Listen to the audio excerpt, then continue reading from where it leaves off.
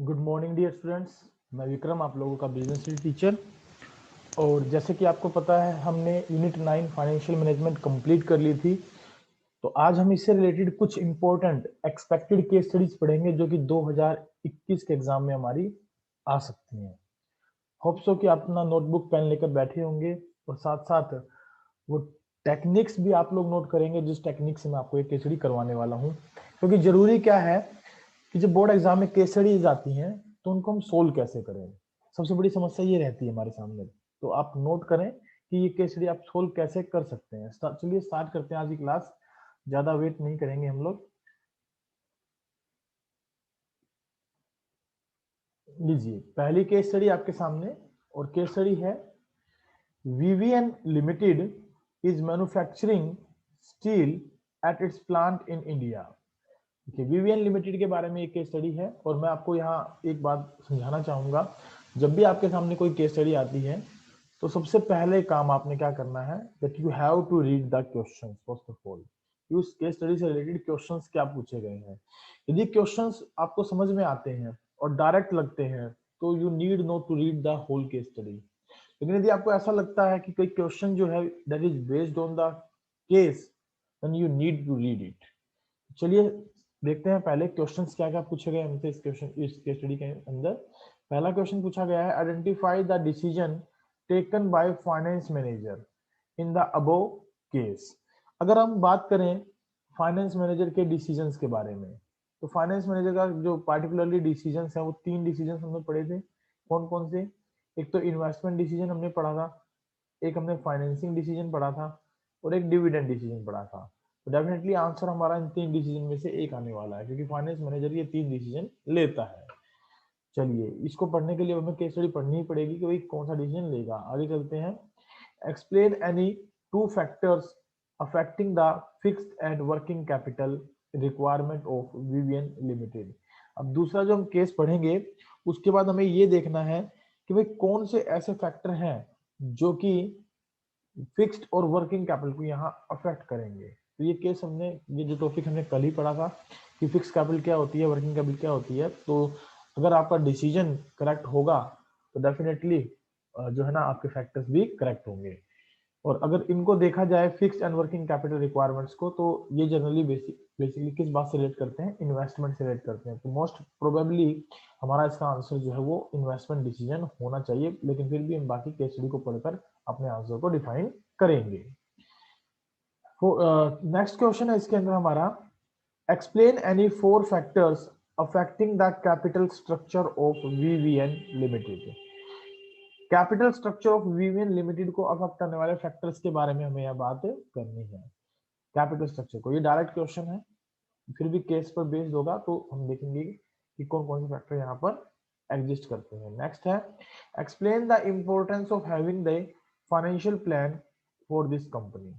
यानी इस कंपनी के लिए जो फाइनेंशियल प्लान होता है उसको, उसके होने का क्या इंपॉर्टेंस, यानी importance of financial planning basically क्या है, बेसिकली उसके बारे में आपको यहाँ बात करनी है। आइए देखते हैं क्वेश्चन। अब केस बेस को ना एक बार रीड कर लेते हैं, केस क्या कहना चाहता है हमें। विवेन लिमिटेड एक मैन्युफैक्चरिंग कंपनी है जो कि स्टील बनाती है और उसके प्लांट जो है इंडिया में है। It is enjoying a buoyant demand. Buoyant demand standing for की that he has the capacity to raise the demand, यानी कि वो अपनी डिमांड को बढ़ा सकती है, मार्केट में उसकी डिमांड राइज की जा सकती है for its products as economic growth is about 7% to 8% and demand for steel is growing. The company has decided to set up a new steel plant. देखिए ये जो particular point आ गया हमारे पास, set up a new steel plant. अब नया plant यदि आप लगाना चाहते हैं तो definitely you want to make the investment. आप क्या करना चाहते हैं? इन्वेस्टमेंट करना चाहते हैं। To cash on increased demand, to cash on increased demand, it is estimated that it will require about rupees 2000 crore to set up and about rupees 500 crore of working capital to start a new plant. तो पूरा question जो है वो इस तरीके से frame किया गया है कि 4 क्वेश्चंस आपके इसमें से निकल पाए और चारों क्वेश्चनों के आंसर इजीली यहाँ दे पाएंगे। देखिए सबसे पहला क्वेश्चन हमने पूछा इसके अंदर कि भाई आप बताइए फाइनेंशियल मैनेजर जो है डिसीजन लेगा वो कौन सा डिसीजन लेगा। तो इस लाइन को आप यहाँ मैं मेंशन कर देता हूँ ए इसके सामने, this is the line which helps to identify the decision taken by the finance manager, that is investment decision, right. Investment decision जिसको हम कैपिटल बजटिंग डिसीजन के नाम से भी जानते हैं, तो वो डिसीजन यहाँ बेसिकली वो लेगा। नेक्स्ट अगर हम बात करें, क्वेश्चन था हमारा कि भाई जो फिक्स्ड और वर्किंग कैपिटल रिक्वायरमेंट होती है उनको अफेक्ट करने वाले फैक्टर्स बताइए। अब उनको अफेक्ट करने वाले फैक्टर्स के बारे में यदि मैं बात करूं तो सीधी सी बात रहेगी, एक तो बिजनेस का नेचर क्या है, राइट। कोई भी आपको 2 फैक्टर बताने हैं, बहुत सारे फैक्टर होते हैं। नेचर ऑफ द बिजनेस आप रख सकते हैं, नेचर ऑफ बिजनेस, राइट। या फिर आप कह सकते हैं स्केल ऑफ ऑपरेशन, बिजनेस छोटे स्केल पे काम कर रहा है या लार्ज स्केल पर काम कर रहा है, स्केल ऑफ ऑपरेशंस। या आप कह सकते हैं कि आपकी जो है पार्टिकुलरली जब हम बात करते हैं इन्वेस्टमेंट डिसीजन लेते वर्किंग कैपिटल या फिक्स्ड कैपिटल की, तो कोई प्रोडक्ट जो है आप जो मैन्युफैक्चरिंग कंपनी का है और नेचर ऑफ बिजनेस में हमारा बेसिकली इंक्लूड हो जाता है। या क्रेडिट अलाउड, क्रेडिट अवेल्ड, है ना, क्रेडिट अलाउड, क्रेडिट अलाउड,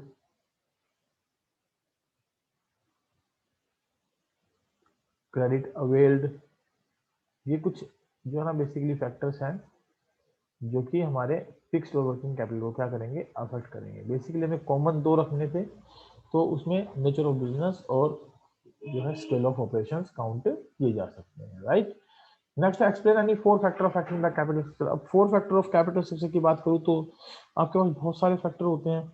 उनमें से हम बात करें बिजनेस साइकिल है ना, या फिर ग्रोथ प्रोस्पेक्ट्स है, या बेसिकली आपके पास जो बिजनेस को आप जो है ना क्या करना चाहते हैं, एक्सपैंड, मतलब बेसिकली क्या करना चाहते हैं, बिजनेस को एक्सपैंड करना चाहते हैं, तो वो हमारे कैपिटल स्ट्रक्चर पर डिपेंड करता है। मार्केट कंडीशन या कैश फ्लो पोजीशन, उनको हम यहाँ बेसिकली इंक्लूड कर सकते हैं। तो उस कंडीशन में आपको देखना है कि कोई भी 4 फैक्टर आपको बता देने। कल हमने 4 फैक्टर जो होने से पहले जो लेक्चर्स लिए हैं उन लेक्चर्स में हमने 4 फैक्टर्स 7 8 10 फैक्टर्स हमने डिस्कस किए। अब उनमें से कोई भी 4 यहाँ एक्सप्लेन कर दें, डायरेक्ट क्वेश्चन है, इसका ऊपर वाले क्वेश्चन से कोई डायरेक्ट रिलेशन नहीं है। Importance of having financial plan.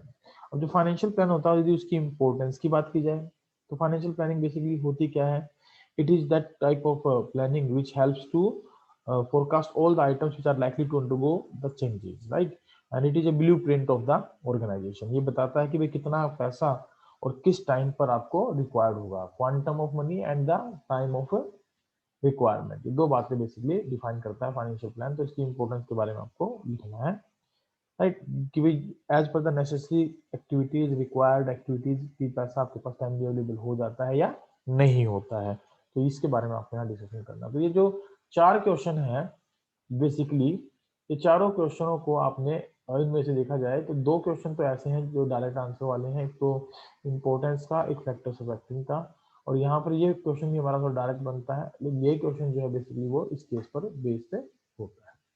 चलिए नेक्स्ट चलते हैं। नेक्स्ट केस है आपके पास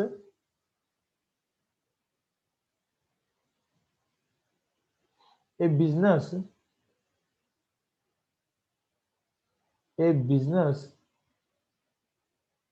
that does not grow dies. जो बिजनेस ग्रो नहीं करता वो खत्म हो जाता है, मर जाता है एक प्रकार से। तो ये पार्टिकुलरली पॉइंट यहाँ पर इन्होंने रखा है। अब हमारी बात फिर से वही रहेगी। अब इतनी बड़ी केस स्टडी को पढ़ने से पहले मैं चाहूंगा कि आप एक बार क्वेश्चन जरूर देख लें, कहीं ऐसा ना हो कि हम पूरी केस स्टडी पढ़ लें और आंसर जो है हमारा वो डायरेक्ट क्वेश्चन के तौर पे पूछा गया हो, डायरेक्ट क्वेश्चन हमारे सामने रखा गया हो, है ना। तो चलिए केस पढ़ लेते हैं एक बार, क्या है क्वेश्चन हमारे पास। पहला क्वेश्चन हमसे पूछा गया है, identify the concept of financial management as advised by mister Seth in the above situation. लीजिए, ये तो क्वेश्चन कंप्लीटली डिफाइन कर दिया कि भाई आपको केस स्टडी पढ़नी ही पड़ेगी। अबव सिचुएशन, ये जो सिचुएशन आपके सामने रखी गई है इसको पढ़कर आपको ये बताना है कि फाइनेंशियल मैनेजमेंट में मिस्टर सेठ है वो किस प्रकार की एडवाइस दे रहे हैं। नेक्स्ट क्वेश्चन है, name the factors affecting the concept as identified in part A above which has been discussed between Mr. Seth, right, जो कि किसके बीच में डिस्कस किया गया है, मिस्टर सेठ के बीच में, मिस्टर सेठ मतलब डिस्कस करना चाह रहे हैं मिसिस शाह के साथ, इसके बाद मिसिज शाह के साथ, तो मिस्टर शाह के साथ। तो उसके लिए आपको करना क्या पड़ेगा, you have to study the whole case. चलिए होल केस को एक बार पढ़ लेते हैं क्या कहता है। हमने पहले जान पढ़ी थी, वो बिजनेस जो ग्रो नहीं करता वो मर जाता है, वो खत्म हो जाता है, इसमें कोई दो राय नहीं है बिल्कुल। सेज मिस्टर शाह, ये स्टेटमेंट किसने दी है, मिस्टर शाह ने दी है कि जो बिजनेस ग्रो नहीं करेगा वो खत्म हो जाएगा। The owner of Shah marbles limited with glorious 36 months of its grand success having a capital base of rupees 80 crore, और इनका जो कैपिटल बेस रहा वो कितना रहा, 80 करोड़ रुपए रहा। With in A short span of time the company could generate cash flow which not only covered fixed cash payments obligations but also create sufficient buffer। बिल्कुल, ना केवल वो अपनी फिक्स को कैश पेमेंट को जो है ना बियर कर पाया, बल्कि उसके पास इतना पैसा अवेलेबल था कि वो आसानी से अपनी जरूरतें पूरी कर सकता था। The company is on the growth path, company बढ़ती हुई दिखाई दे रही है, ग्रोथ दिखाई दे रही है कंपनी के सामने। And a new bread of consumers is eager to buy the Italian marble sold by Shah marbles limited, और जो शाह मार्बल लिमिटेड है ना, वो उसने एक नया ब्रांड इटालियन मार्बल शो किया है, और उसको परचेज करने के लिए जो है बेसिकली कंज्यूमर्स के अंदर ईगरनेस है, मतलब वो उसको बहुत ज्यादा परचेज करना चाह रहे हैं। To meet the increasing demand, अब डिमांड यहाँ बढ़ रही है। Mister Shah decided to expand his business by acquiring a mine, तो उन्होंने एक माइन को एक्वायर करने का डिसीजन लिया बिजनेस को एक्सपेंड करने के लिए। तो यहाँ पर अगर देखें तो बेसिकली एक इन्वेस्टमेंट के बारे में बात हो रही है, इन्वेस्टमेंट डिसीजन को हम यहाँ बेसिकली प्रेफर कर सकते हैं, लेकिन यहाँ कंसेप्ट के बारे में बात पूछी गई है कि फाइनेंशियल मैनेजमेंट में कौन सा कंसेप्ट यहाँ डिफाइन किया गया है। तो this required an investment of rupees 120 crore to seek advice in this matter.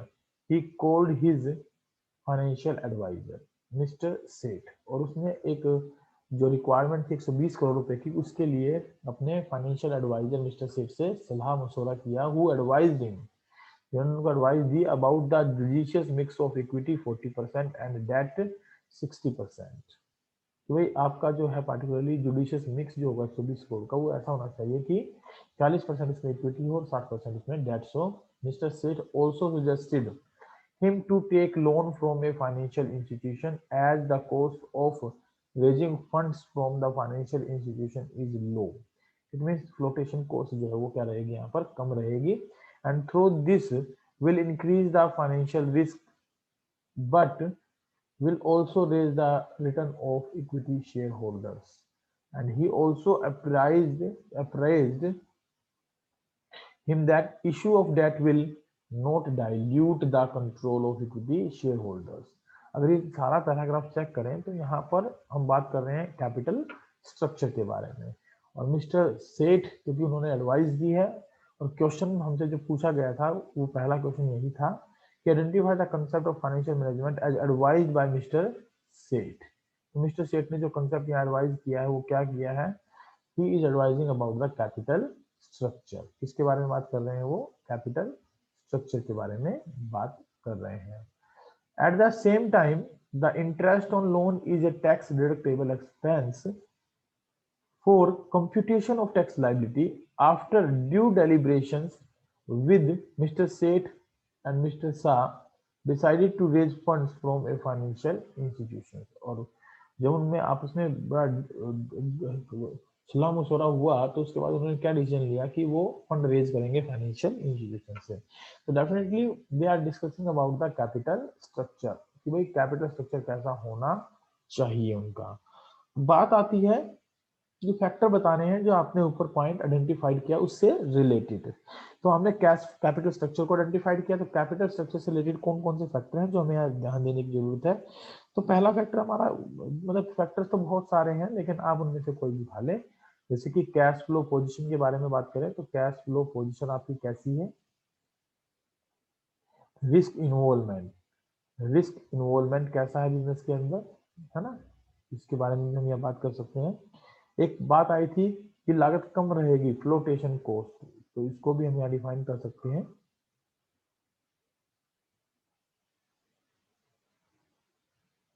Flotation cost.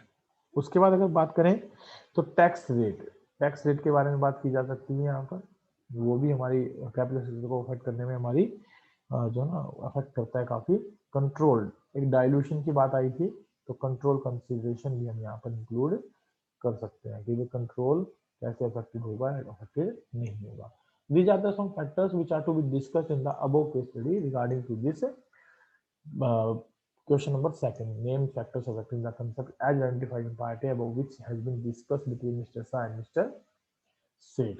तो ये सब बातें आप यहाँ से आइडेंटिफाई कर सकते हैं कि भाई रिटर्न ऑन इक्विटी जो है वो बढ़ेगी या फिर जो है फ्लोटेशन कॉस्ट कम रहेगी अगर आप जो है पैसा यूज करेंगे फाइनेंशियल इंस्टीट्यूशन से उधार लेकर, टैक्स लायबिलिटी को कम करेगा। ये सारी बातें यहाँ पर हम लोग डिस्कस करके चलते हैं। आइए चलते हैं थर्ड क्वेश्चन की तरफ। क्वेश्चन नंबर थर्ड आपके सामने है,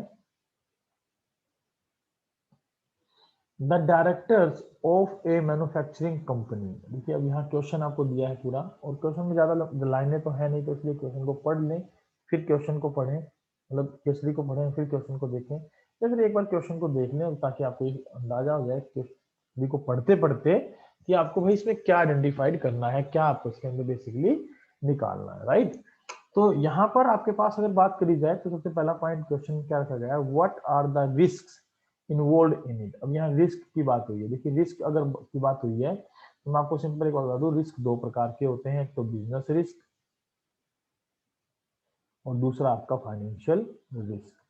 तो इसका मतलब इन दोनों रिस्क में से किसी एक रिस्क के बारे में यहाँ बात हो रही है। देखते हैं तो केस स्टडी पढ़ने पर कि कौन से रिस्क के बारे में यहाँ बात हो रही है। तो केस है, director of manufacturing company are thinking of issuing ₹20 crores worth additional debentures. Additional debentures के बारे में बात हो रही है। डिबेंचर्स के बारे में जब बात होगी तो इसका मतलब सीधा सा है भाई लोन कैपिटल आप रेज करना चाहते हैं for expansion of their production capacity. This will lead to an increase in debt equity ratio from 2:1 to 3:1।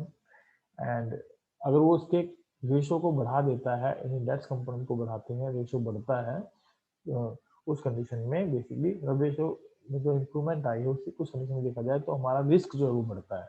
अब बात आई कि किस रिस्क के बारे में यहाँ बात हो रही है, तो यदि डेट कंपोनेंट को इक्विटी के साथ यूज करते हैं तो बेसिकली इसका पर्पज होता है ट्रेड ऑन इक्विटी कंसेप्ट का बेनिफिट लेना, लेकिन साथ ही साथ हमारे पास जो हमारी फाइनेंशियल लीवरेज है वो बढ़ जाती है।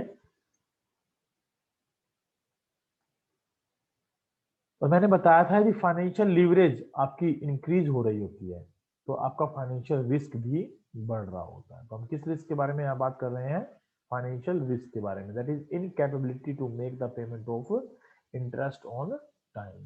And state any 4 factors other than risk do you think director should keep in view. तो अब यहाँ पर क्योंकि फाइनेंशियल रिस्क में कैपिटल स्ट्रक्चर हमारा इंक्लूड होता है, तो कैपिटल स्ट्रक्चर हम इसको बेसिकली बोल देते हैं, तो कैपिटल स्ट्रक्चर जो है उसको अफेक्ट करने वाले फैक्टर्स के बारे में आपको यहाँ पर बताना है कि कैसे वो फैक्टर्स हमारे कैपिटल स्ट्रक्चर को अफेक्ट करते हैं, राइट। कैपिटल स्ट्रक्चर को कैसे अफेक्ट करते हैं तो उसके बारे में आपको यहाँ बताना है। तो कोई भी 4 फैक्टर आप यहाँ इजीली एक्सप्लेन कर सकते हैं रिस्क को छोड़कर।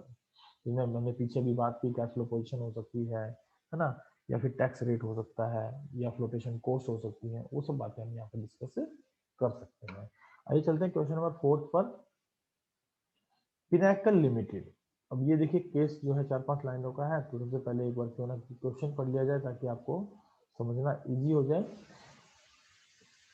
तो क्वेश्चन क्या है आपका, क्वेश्चन है आपके सामने, identify 2 factors that would affect the fixed capital requirements of Pinnacle Limited as discussed above।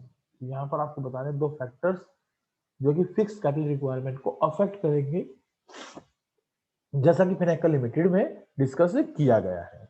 तो आइए देख लेते हैं कौन कौन से फैक्टर हैं जो यहाँ अफेक्ट करते हैं। क्वेश्चन है, Pinnacle Limited deals in the sale of stationery and office furniture. They source the financial products from reputed brands and who give them 4 to 6 months credit। 4 to 6 month credit, देखिए जो उनको reputed brand है और credit कितना provide करते हैं, 4 से 6 महीने का क्रेडिट यहाँ अलाउड हो रहा है, क्रेडिट अलाउड हो रहा है 4 to 6 months का। मैं फिर से बात करूंगा एक बार। Who give them? They source the finished products from the reputed brands who give them 4 to 6 months credit, and seeing the demand for electronic items, they are also planning to market these items by opening outlets throughout India.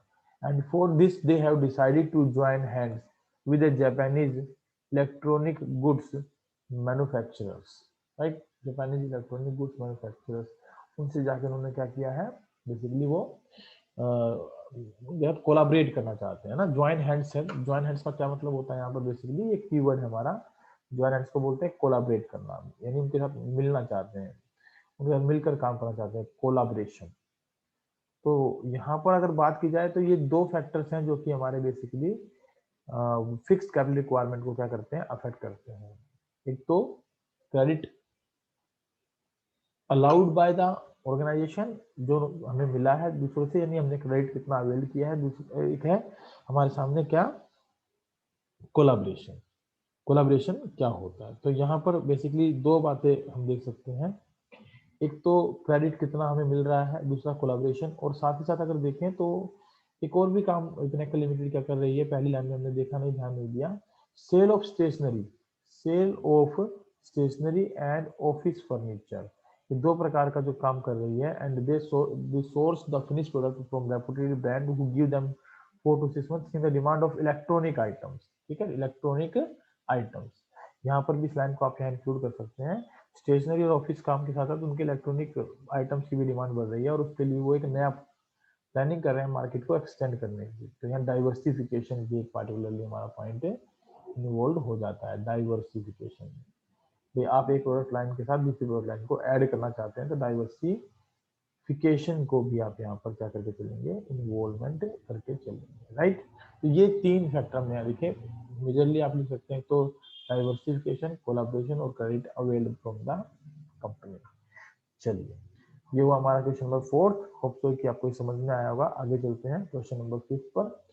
देखिए, ऐसा question भी exam में हमसे पूछा जा सकता है, explain whether the following manufacturing concerns require large और स्मॉल वर्किंग कैपिटल। भाई, इनको ज्यादा पैसे की जरूरत पड़ेगी वर्किंग कैपिटल की, या कम वर्किंग कैपिटल की जरूरत पड़ेगी, इससे रिगार्डिंग हमारा ये क्वेश्चन है। तो आइए देखते हैं, डिस्कस करते हैं वन बाय वन। सबसे पहले बात कर रहे हैं ब्रेड के बारे में। अब देखिए, ब्रेड क्या है। ब्रेड बेसिकली एक रूटीन डे बेसिस पर रिक्वायर्ड प्रोडक्ट है जो कि कंज्यूमर डेली यूज करते हैं, है ना। तो अगर इसके बारे में यदि बात करें तो ये एक प्रोडक्ट कैसा है, कि पेरिसेबल प्रोडक्ट है, ज़्यादा लंबे समय तक रखने वाला नहीं है। पहली बात तो पेरिसेबल प्रोडक्ट है। और अगर कोई प्रोडक्ट पेरिसेबिलिटी को शो करता है, पेरिसेबल, अगर पेरिसेबल प्रोडक्ट है और पेरिसेबिलिटी को कोई प्रोडक्ट शो करता है, तो उस कंडीशन में क्या होगा कि भाई उसका जो साइकिल है, बेसिकली कौन सा साइकिल, प्रोडक्शन साइकिल। कौन सा साइकिल, प्रोडक्शन साइकिल, वो क्या होगा, छोटा होगा। अब अगर किसी का प्रोडक्शन साइकिल छोटा हो तो कल हमने डिस्कस किया था, they required less working capital. उनके लिए वर्किंग कैपिटल की रिक्वायरमेंट कैसी हो जाती है, लेस हो जाती है, कम रहती है। They required less working capital. तो इसका जो आंसर रहेगा वो क्या रहेगा हमारा, that they required small working capital, right, small working capital. Hope so कि आपको ये पॉइंट क्लियर हुआ होगा, स्मॉल वर्किंग कैपिटल को क्या रहेगी, जरूरत रहने वाली। चलिए, नेक्स्ट पॉइंट है हमारे पास शुगर। अब शुगर क्या है, शुगर क्या है, बेसिकली शुगर होता है एक प्रकार का ऐसा जो है ना बिजनेस, जिसके लिए हमें रॉ मटेरियल की रिक्वायरमेंट रहती है। इसके लिए पार्टिकुलरली हमें क्या करना पड़ता है, एक प्लांट बनाना पड़ता है, प्लांट एस्टेब्लिश करना पड़ता है। उस प्लांट में जो शुगर केन होता है उसका हम यूटिलाइजेशन करते हैं, शुगर केन का हम यूटिलाइजेशन करते हैं। अब शुगर केन एक रॉ मटेरियल के तौर पे यहाँ पर यूटिलाइजेशन में लाया जाता है, शुगर केन रॉ मटेरियल के तौर पर यूटिलाइज किया जाता है। अब अगर मान लीजिए आपको रॉ मटेरियल की रिक्वायरमेंट है, तो डेफिनेटली आपका बिजनेस जो है that is required large working capital. इसको लार्ज वर्किंग कैपिटल जरूरत पड़ेगी, क्यों, क्योंकि ऐसी कंडीशन में हमारी जो प्रोडक्शन साइकिल होगी वो क्या होगी, लार्ज होगी। प्रोडक्शन साइकिल या मैन्युफैक्चरिंग ऑफ द शुगर, जो मैन्युफैक्चरिंग साइकिल होगी वो क्या होगी हमारी, वो लार्ज होगी। और लार्ज होगी तो वहां पर आपको ज्यादा वर्किंग कैपिटल की जरूरत पड़ने वाली है, ज्यादा वर्किंग कैपिटल की जरूरत होने वाली है, तो वर्किंग कैपिटल डिमांड भी आपकी क्या हो जाएगी, वहां पर इंक्रीज हो जाएगी। होप सो कि आपको ये पॉइंट क्लियर है और आपको लिखना कैसे वो समझ में आ रहा है। कूलर्स, अगर हम बात करें कूलर्स की, तो ये एक पार्टिकुलरली कैसा प्रोडक्ट है, सबसे पहले बात करते हैं इसके ऊपर। ये सीजनल प्रोडक्ट है। कैसा प्रोडक्ट है ये हमारा, सीजनल प्रोडक्ट है। अब सीजनल प्रोडक्ट कौन से होते हैं, वो प्रोडक्ट जिनकी डिमांड जो केवल सीजन्स पर ही होती है, और सीजन पर ऐसे प्रोडक्टों की डिमांड जनरली क्या हो जाती है, हाई हो जाती है, बढ़ जाती है, रेज हो जाती है। सो एक सीजनल प्रोडक्ट है, तो यहाँ पर जो रिक्वायरमेंट ऑफ वर्किंग कैपिटल रहेगी, रिक्वायरमेंट ऑफ वर्किंग कैपिटल रहने वाली है, दैट विल बी हाई, वो ज्यादा रहने वाली है, हमें ज्यादा वर्किंग कैपिटल की जरूरत यहाँ पर होने वाली है। नेक्स्ट है फर्नीचर मैन्युफैक्चरिंग अगेंस्ट ऑर्डर्स। अगर हम बात करते हैं फर्नीचर मैन्युफैक्चरिंग अगेंस्ट ऑर्डर, देखिए अगेंस्ट ऑर्डर की जो बात की जाती है, तो that is a kind of, particularly हम क्या कर रहे हैं, सर्विस प्रोवाइड कर रहे हैं फर्नीचर मैन्युफैक्चर करने का। उसमें हमें रॉ मटेरियल की रिक्वायरमेंट कब होगी, when we get the orders, उससे पहले हमें स्टॉक करने की जरूरत नहीं है। तो ऐसे कंडीशन में जो वर्किंग कैपिटल की रिक्वायरमेंट रहती है वो कैसी रहती है हमारी, स्मॉल स्मॉल लेवल पर हमें वर्किंग कैपिटल की रिक्वायरमेंट रहती है, कम कम हमें पैसा चाहिए। क्यों, क्योंकि हमारा बिजनेस कैसा है, ऑन डिमांड। जब उसकी डिमांड होती है प्रोडक्ट की, ऑर्डर मिलता है, तब हम रॉ मटेरियल परचेज करते हैं और तब हम पैसा इन्वेस्ट करते हैं, और वो भी हम इन कैश, जब ऑर्डर हमें मिलेगा तो हम इन एडवांस हम पैसा ले लेते हैं, उधार काम हम नहीं करते। सो यहाँ पर बेसिकली सेल हमारी बहुत जल्दी कैश में कन्वर्ट हो जाती है, क्योंकि अगेंस्ट ऑर्डर मिल रहा है तो कैश डेफिनेटली हमें मिल ही रहा है, और कैश यदि आपको मिल रहा है तो ऑटोमेटिकली वो कन्वर्ट कैश में होगा, मतलब तुरंत हम इसके बदले में कैश ले लेंगे। नेक्स्ट पॉइंट है हमारा मोटर कार और स्कूटर्स।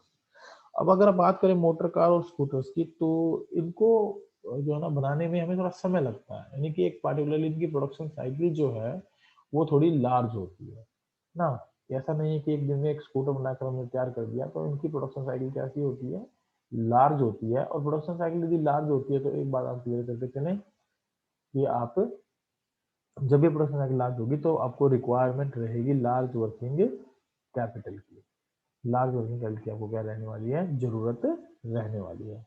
यहाँ पर तो हम सिंपल एक बात रख सकते हैं कि the production cycle basically is long, and in the condition of long production cycle, the product will also be a costly product, just like motorcycle and scooters। और उसके लिए, क्योंकि कई बार क्या होता है कि ऐसे प्रोडक्ट हम बनाते हैं तो एडवांस कस्टमर से जो है ना, क्या होता है बेसिकली कि भाई मैन्युफैक्चर किया था लार्ज स्केल पर, कि एक दो बाइक के लिए तो हम काम करेंगे नहीं, एक दो बाइक के लिए तो प्रोडक्शन साइकिल लगेगी नहीं, वो लार्ज लेवल पर हम प्रोडक्शन करते हैं तो उसके लिए रॉ मटेरियल की रिक्वायरमेंट भी हमें ज़्यादा रहती है, क्योंकि मैन्युफैक्चरिंग वर्क है, और मैन्युफैक्चरिंग वर्क है, लार्ज रॉ मटेरियल की रिक्वायरमेंट ज़्यादा रहती है, तो इसलिए हमें लार्ज वर्किंग कैपिटल की जरूरत होने वाली है। तो ये कुछ क्वेश्चंस हैं जिनके बारे में हम बात कर रहे हैं। तो वो क्वेश्चन बेसिकली हमें बताते क्या है, वो यही बताते हैं कि कैसे आप बेसिकली डिफाइन कर सकते हैं पार्टिकुलरली बिजनेस में वर्किंग कैपिटल रिक्वायरमेंट स्मॉल होगी या लार्ज होगी। लाइक नेक्स्ट है हमारा क्लोथ्स। अब क्लोथ्स के बारे में बात करें तो क्या क्लोथ कोई छोटा मोटा प्रोडक्ट है, यानी कि इसके लिए भी एक पार्टिकुलरली प्लांट होता है, फैक्ट्री होती है, टेक्सटाइल इंडस्ट्री होती है, उस इंडस्ट्री में हमें रॉ मटेरियल परचेज करना होता है। रॉ मटेरियल परचेज करने के बाद हम प्रोडक्ट को फिनिश गुड्स में क्या करते हैं, कन्वर्ट करते हैं, और ये 24/7 आवर्स, 24/7 हर वक्त की रिक्वायरमेंट है ना। सीजन में सीजन के, गर्मी में गर्मी के, सर्दी में सर्दी के, ऐसे कपड़ों की हमें जरूरत रहती है। तो इसके लिए 24/7 आपका सतह प्रोडक्शन चलता है, तो लार्ज वर्किंग कैपिटल की आपको क्या रहने वाली है, इसके लिए जरूरत रहने वाली है, लार्ज वर्किंग कैपिटल की। लार्ज वर्किंग कैपिटल आपको यहाँ रिक्वायर्ड रहेगा, क्योंकि मैन्युफैक्चरिंग बिजनेस है, सीधी सी बात है। मैन्युफैक्चरिंग बिजनेस जो भी होंगे उनके लिए आपको एक बात और भी ध्यान में रखनी चाहिए कि इन्वेंट्री मैनेजमेंट करना पड़ता है। ऐसा नहीं है कि ऑर्डर मिला और आपने तुरंत बनाया और सप्लाई कर दिया, एडवांस में आपको इन्वेंट्री मैनेज करके रखनी पड़ेगी, इन्वेंट्री मैनेजमेंट आपको वहां पर रखना होगा। तो इन्वेंट्री रिटेन करनी पड़ती है, तो इसलिए लार्ज वर्किंग कैपिटल की आपको यहाँ जरूरत होगी। नेक्स्ट पॉइंट है इंडस्ट्रियल केमिकल्स। अब इंडस्ट्रियल केमिकल्स क्या है बेसिकली, देखिए इंडस्ट्रियल केमिकल्स जनरली जब भी आप लोग बात करते हैं कि प्रोडक्शन के बारे में, तो प्रोडक्शन लेवल का क्या होता है, लार्ज स्केल पर होता है। ऐसा नहीं है कि हमने कोई एक पार्टिकुलर केमिकल को प्रोड्यूस करने के लिए कुछ जो ना लैब खोल रखी ना, ये लार्ज लेवल पर प्रोडक्शन होता है, लार्ज प्रोडक्शन साइकिल चलती है, इसकी भी लार्ज प्रोडक्शन साइकिल होती है, लार्ज स्केल ऑफ ऑपरेशंस हैं, तो लार्ज स्केल ऑफ ऑपरेशंस है, लार्ज प्रोडक्शन साइकिल है, तो डेफिनेटली हमें रिक्वायरमेंट क्या होगी, लार्ज वर्किंग कैपिटल की जरूरत होने वाली है। लार्ज वर्किंग कैपिटल की वहां पर रिक्वायरमेंट फुलफिल करते हैं, राइट। तो ये जो है कुछ पॉइंट्स थे, इससे रिलेटेड जरूरी नहीं है कि ऐसे ही क्वेश्चन है, लेकिन कोई और भी बिजनेस आपको दिया जा सकता है, उस बिजनेस के आधार पर भी आपसे क्वेश्चन रखे जा सकते हैं, वहां पर भी आपसे इन क्वेश्चनों के बारे में डिस्कशन किया जा सकता है। आज का हमारा 6th क्वेश्चन है। अब देखिए क्वेश्चन को मैं फिर से बता रहा हूँ कि जब क्वेश्चन आपके सामने आता है तो अगर वो छोटा है या बड़ा है कोई फर्क नहीं पड़ता, लेकिन क्वेश्चन को यदि आपको प्रॉपरली सोल्व करना है तो आपको करना क्या है, सबसे पहले आपको क्वेश्चन जो पूछा गया है उसके अंदर उसको रीड करना है। लाइक यहाँ पूछा गया है give any two reasons discussed above. अब डिस्कस्ड अबव की जब बात आ गई तो ये एक बात क्लियर कर ले माइंड में कि you have to read this case study which helped the firm in managing its working capital efficiently. अब दूसरा पॉइंट आपके माइंड में क्लियर हो गया कि आप वर्किंग कैपिटल एफिशिएंटली जो मैनेज करने के बारे में बात हुई है, तो डेफिनेटली जो आपको क्वेश्चन को समझने में हेल्प करता है वो क्या है कि भाई वर्किंग कैपिटल मैनेजमेंट के बारे में बात हो रही है कि उसकी रिक्वायरमेंट को यहाँ पर ऐसे कौन से फैक्टर हैं जो अफेक्ट करेंगे और प्रॉपरली हम उनको मैनेज भी कर सकते हैं। तो आइए जल्दी केस स्टडी को पढ़ते हैं। क्या है case study? Arohan limited an automobile manufacturer was diversifying the into manufacturing two wheelers. Diversification हो रहा है। क्या हो रहा है? डाइवर्सिफिकेशन हो रहा है। किसमें? जो है टू व्हीलर्स के लिए, यानी अपनी प्रोडक्ट लाइन को टू व्हीलर्स को ऐड करना चाह रहे हैं। They knew that India is on a growth path and new bread of consumer is eager for the first vehicle. The market responded very well, और उसके लिए मार्केट का रिस्पॉन्स भी काफी अच्छा है for the new product. The company did not have to allow credit, did not have to allow credit. यहाँ से ये फैक्टर हमारे लिए एक बड़ा इंपॉर्टेंट फैक्टर रहेगा, क्योंकि वर्किंग कैपिटल के बारे में बात हो रही है ना। अब जब आप उधार देंगे नहीं, कंपनी उधार देने के बारे में सोच ही नहीं रही है, तो डेफिनेटली वहां पर वर्किंग कैपिटल जो है वो लेस रिक्वायर्ड होगी। ठीक है, वर्किंग कैपिटल रिक्वायरमेंट को हम यहाँ डिफाइन करें तो कम वर्किंग कैपिटल की आपको यहाँ जरूरत पड़ेगी जब आप सारा सामान नगद में सेल करेंगे। As also due to efficiency in managing, sorry, as it had advance orders from 4 to 6 months with deposits paid। अब क्योंकि नया प्रोडक्ट मार्केट में हम लॉन्च कर रहे हैं तो कंज्यूमर बहुत ईगर है उस प्रोडक्ट को परचेज करने के लिए, तो definitely they will make the payment in advance. Like जैसे कि लक टकिया गाड़ी आई थी टाटा की, तो उन्होंने क्या किया था, एडवांस बुकिंग कर ली और लोगों ने एडवांस पैसा उसके लिए दिया भी। तो अगर आपके पास एडवांस में पैसा आ जाए, वो भी विदाउट इंटरेस्ट आपको यूज करने को मिल जाए, तो definitely you required less working capital ना। तो एक पॉइंट हमारा यहाँ बेसिकली निकल कर क्या आता है कि भाई जो क्रेडिट अलाउड है वो बड़ा एक इंपॉर्टेंट रोल है यहाँ पर प्ले करता है, कि अगर आप उधार नहीं देते हैं तो वर्किंग कैपिटल आपको कम जरूरत पड़ेगी, आसानी से आपकी वर्किंग कैपिटल मैनेज हो जाएगी। और नेक्स्ट जो है also due to efficiency in managing their operations। देखिए ऑपरेशंस में यानी जो उसकी एक्टिविटीज है बिजनेस की, उनमें भी बड़ी इफेक्टिवनेस है, एफिशिएंसी से काम हो रहा है, managing there efficiency as soon as a vehicle was off the assembly line and it was out to the dealers। तो यहाँ पर दूसरा पॉइंट हमारे सामने निकल कर आता है ऑपरेशंस एफिशिएंसी। ऑपरेशंस एफिशिएंसी ये भी हमारे वर्किंग कैपिटल को बिल्कुल पॉजिटिवली क्या करता है, अफेक्ट करता है, कि जितनी अच्छी हमारी ऑपरेशनल एफिशिएंसी होगी उतना ही हमें कम वर्किंग कैपिटल की रिक्वायरमेंट होने वाली है, उतना ही कम हमें पैसे की जरूरत पड़ने वाली है। तो आपको इन दो पॉइंट्स को यहाँ बेसिकली क्या करना है, एक्सप्लेन करना है, और यही दो पॉइंट हमसे यहाँ पूछे गए थे। तो इस पूरे केस में दो पॉइंट निकलकर हमारे सामने आते हैं, होप तो आपको क्लियर होंगे। चलिए नेक्स्ट चलते हैं। नेक्स्ट क्वेश्चन हमारे सामने है एक बड़ा सा क्वेश्चन, उसको हम समझेंगे, और ये प्रैक्टिकल क्वेश्चन हमारा एक है, और ये आज की क्लास का लास्ट क्वेश्चन रहेगा। होप सो कि आप इसको अच्छे से समझ पाए। क्वेश्चन में अगर रीड करें तो दो क्वेश्चन हमसे इसमें पूछे गए हैं, एक ए और एक बी। ए पार्ट में लिखा गया है what are two conditions necessary for taking advantages of trading on equity. देखिए यहाँ पर अगर हम बात करें तो ये डायरेक्ट क्वेश्चन हो गया। अब इसके लिए मुझे केस स्टडी को पढ़ने की जरूरत नहीं है, इस पार्टिकुलर क्वेश्चन के आंसर को देने के लिए मुझे केस स्टडी को पढ़ने की जरूरत बिल्कुल भी नहीं है। दो कंडीशन के बारे में बात हुई है, और दो कंडीशन है कौन कौन सी। एक तो मैंने आपको बताया था कि वो दो कंडीशन के बारे में यदि बात करते हैं तो पहली कंडीशन हमारे सामने कौन सी होती है, कंडीशन 1, दैट इज आपका ROI, रिटर्न ऑन इन्वेस्टमेंट जो है that should be greater than cost of fix cost bearing capital या कॉस्ट ऑफ डेट और प्रेफरेंस शेयर का पार्टिकुलरली जो डिविडेंड हम पेड करते हैं उससे ज्यादा होना चाहिए। दूसरी जो कंडीशन हम लोग यहाँ डिस्कस करते हैं दैट इज रिगार्डिंग टू जो इंटरेस्ट हम पेड करते हैं as a cost of debt, जो इंटरेस्ट आप पेड करते हैं as a cost of debt, तो वो टैक्स डिडक्टेबल होना चाहिए। डेफिनेटली हम उसको यहाँ पर as a tax deductible expense मानते हैं, तो टैक्स डिडक्टेबल भी है, टैक्स डिडक्टेबल एक्सपेंस होना चाहिए। होप सो कि आपको ये जो बात है दोनों कंडीशन वो क्लियर होंगी। ये दो कंडीशन आपको यहाँ पर बेसिकली लिखनी है। आइए चलते हैं next. Assuming the expected rate of return on investment to be same as it was for the current year that is 15%। ये मानते हुए कि आपका जो एक्सपेक्टेड रेट ऑफ रिटर्न है वो इन्वेस्टमेंट पर सेम है जैसा कि मतलब करंट ईयर में भी सेम है जैसा कि हमारा ये था लास्ट ईयर कंडीशन में था। हम मतलब इसको हमने एक्सपेक्टेड किया है कि 15% होगा, है ना। It is expected 15%। So do you think the financial manager will be able to meet their goal? Show your workings clearly. अब यहाँ पर हम कंडीशंस को बेस मानकर अगर क्वेश्चन को देखें तो स्पष्ट हमारे माइंड में पिक्चर बन जानी चाहिए कि जो ROI है दैट इज योर 15%। ROI कितना है यहाँ पर 15% है और वो ग्रेटर देन है किससे, कॉस्ट ऑफ डेट से, कॉस्ट ऑफ डेट से जो कि 10% है। तो डेफिनेटली यहाँ पर जो कंक्लूजन आने वाला है वो ये आने वाला है कि फाइनेंशियल मैनेजर जो है वो एबल होगा टू मीट देयर गोल्स। लेकिन हम इसको चेक करेंगे प्रैक्टिकली कि ये क्वेश्चन होगा कैसे। आइए देखते हैं कि इस क्वेश्चन को आप करेंगे कैसे, प्रैक्टिकली कैसे क्वेश्चन सोल्व किया जाएगा।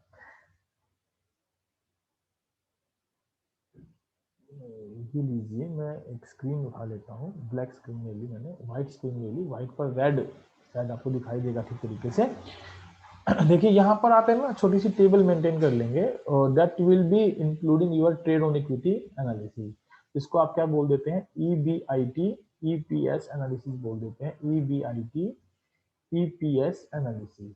ये इसको आप यहाँ पर चेक करेंगे, यानी किसी भी कंपनी का यदि आपको डिसीजन चेक करना है तो रेजिंग द लोन्स, है ना, रेजिंग द लोन्स, उस कंडीशन में आपको चेक करना होता है EBIT EPS एनालिसिस, जहां पर ये देखते हैं कि EPS पर क्या इम्पैक्ट पड़ रहा है यदि आप उधार का बोरोड फंड या लोन कैपिटल को यूज कर रहे हैं, क्या वो बढ़ेगा या वो घटेगा या उस पर कोई भी इम्पैक्ट नहीं पड़ रहा है, ये सब चेक करते हैं हम इसके अंतर्गत।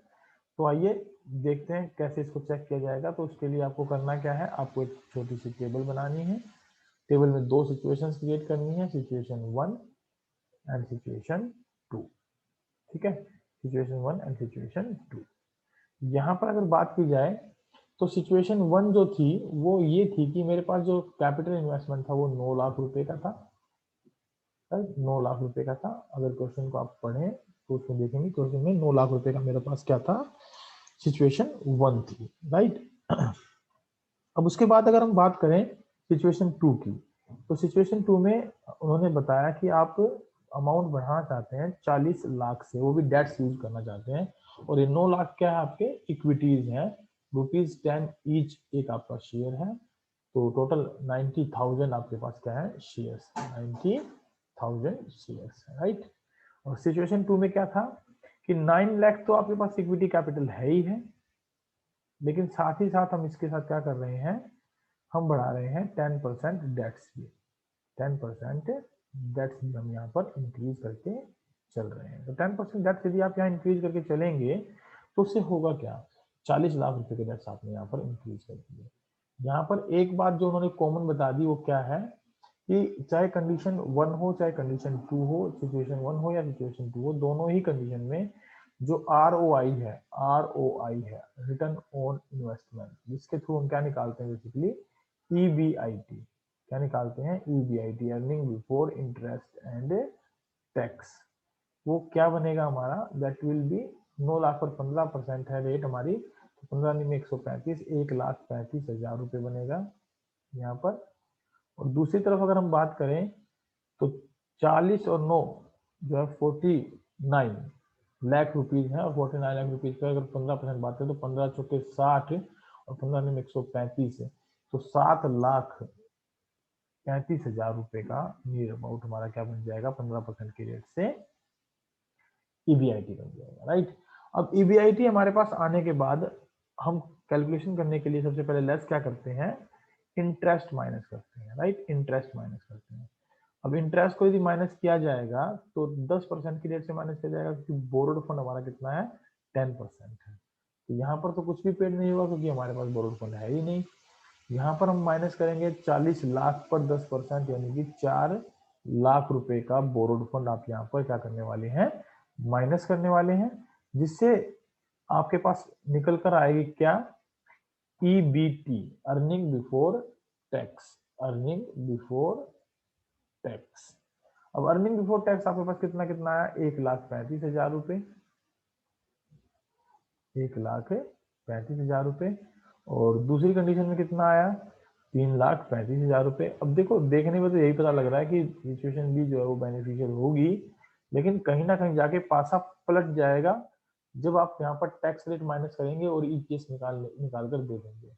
नेक्स्ट पॉइंट हम क्या करते हैं, टैक्स रेट माइनस करते हैं। टैक्स रेट आपको क्वेश्चन में कितनी दी गई है, क्वेश्चन में दी गई है ये 30%, कितनी दी गई है, 30% टैक्स रेट दी गई है। 30% भी टैक्स रेट दी गई है, देखिएगा 1,35,000 का 30%, 13,500, 13,500, 27,000, 27 और 13, 40,500, राइट, 40,500 रुपए का हम यहाँ टैक्स पेड कर चुके होंगे। तो इसको माइनस कर दीजिए, जो अमाउंट मेरे पास बचेगी वो अमाउंट बचेगी इक्विटी शेयर होल्डर्स के लिए। और यहाँ पर हम कितना पेड कर चुके होंगे, 33,500, 33,500, 33 दूनी 66, 67,500, सॉरी 67,000 कंप्लीट, और 67,000 में हम जोड़ देंगे 10% और 67 और 33, 1,05,00 ना, 67,000 प्लस में 33,500 भी करें तो 1,05,00 रुपए बनती है, 1,05,00 रुपए। होप सो क्लियर हो गया होगा कैसे आया, 15% में निकाला 1,05,00, एक जीरो लगाता हूँ, 1,05,00। अब यहाँ पर इसको माइनस करने के बाद जो पैसा आपके पास बचता है that is your EAT, earning after interest and tax. ये बचा हमारे पास 70%, जो कि बचेगा कितना 500, यहाँ पर बच गए 4, 13 में से 4 गए 9, 94,500, और ये बच गए हमारे पास कितने 500 यहाँ बचाएं, 1,01,000, तो 4 और बच गए, 1,05,000, 3 और बचा लेंगे, 1,35,000, और ये 2,34,500। यहाँ पर अब उनको क्या करेंगे, डिवाइड करने वाले हैं, किससे डिवाइड करने वाले हैं, with number of equity share holder, divide with number of equity share holder, number of equity share holder. कितने हैं इक्विटी शेयर होल्डर दोनों कंडीशन में, जरा चेक कर लो। 10 रुपए का एक शेयर है हमारा, और 10 रुपए का यदि एक शेयर है तो वहां पर आप क्या करेंगे कि 90,000 से डिवाइड कर देंगे और दूसरी तरफ भी 90,000 से डिवाइड कर देंगे, तो आपका ईपीएस कुछ निकल कर आएगा। इसका सॉल्यूशन जो है मैंने कुछ इस तरीके से रखा, आप इसको समझेंगे देखेंगे यहाँ से, और यहाँ से इसको सेव करते हैं। मैं इस फाइल को भी टेलीग्राम पर आप लोगों के साथ शेयर कर दूंगा, तो वहां से भी आप इसको अंडरस्टैंड कर सकते हैं। तो एग्जाम में जब आप करेंगे तो इसको इस तरीके से भी आप इसको सोल्व कर सकते हैं। यहाँ इक्विटी शेयर कैपिटल आपके पास थी 9 लाख रुपए थी, और अर्निंग पर शेयर आपको निकालना है प्रेजेंट केस में। प्रेजेंट केस आपका 9 लाख पर रिटर्न जो बनती है वो कितनी बनती है, 1,35,000। टैक्स यहाँ पर नील, इंटरेस्ट आपका नील बनेगा, 1,35,000 ईबीटी, और उस पर टैक्स आप माइनस कर देंगे, 94,500 जो बचेगा उसमें 90,000 से डिवाइड करेंगे, तो आपका ईपीएस निकल कर आएगा 1 रुपया 5 पैसे, ठीक है, इस कंडीशन में। अब अगर हम बात करें न्यू केस जो हमने मेंटेन किया, जिसमें 40 लाख रुपए हमने उधार के और लगा दिए, तो टोटल कैपिटल बेस हो गया हमारा 49 लाख रुपए, उस पर 7,35,000 से हमने कैलकुलेशन की थी, और 4 लाख रुपए का इंटरेस्ट हमने माइनस किया था, बचा था 3,35,000 रुपए। और हमारे पास अमाउंट निकल कर आई थी टैक्स की 30%, 2,20,500। ये थोड़ा सा कैलकुलेशन हमने यहाँ थोड़ा सा गलत कर लिया क्या, हाँ ये कैलकुलेशन थोड़ी सी गलत हो गई, कोई नहीं, आप इसको करेक्ट कर लेंगे।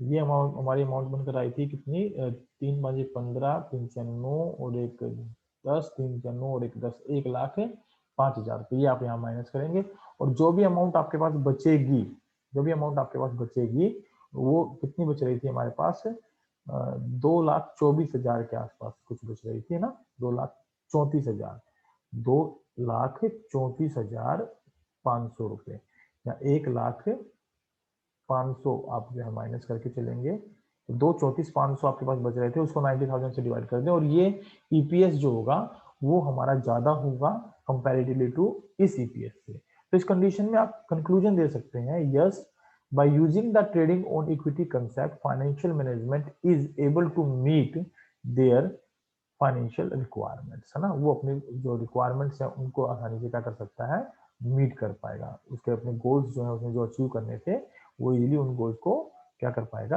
अचीव कर पाएगा। तो this is all about our today's class. Hope so कि जो मैंने 7 केस स्टडी डिस्कस की हैं वो केस स्टडी आपको समझ में आई होंगी। मैं इस रिकॉर्डेड लेक्चर को साथ साथ टेलीग्राम चैनल पे अभी अपलोड कर देता हूँ और यूट्यूब चैनल पे भी मैं इसको अपलोड कर दूंगा। यदि आप लोगों ने अब तक हमारे यूट्यूब चैनल को सब्सक्राइब नहीं किया तो it is a request to you कि उस चैनल के लिंक को ज़्यादा शेयर करें और उसको जो है आप लोग जो है ना सब्सक्राइब भी करें अगर आप सब्सक्राइब नहीं किया है तो, ताकि थोड़ा सा मैं ग्रो कर पाऊँ और अपने आपको एक लाइव प्लेटफॉर्म पर लेकर आ सकूँ आप लोगों के साथ। This is all about for today's class. Thank you very much. यदि आप कुछ और भी जानना चाहते हैं तो यू कैन आस्क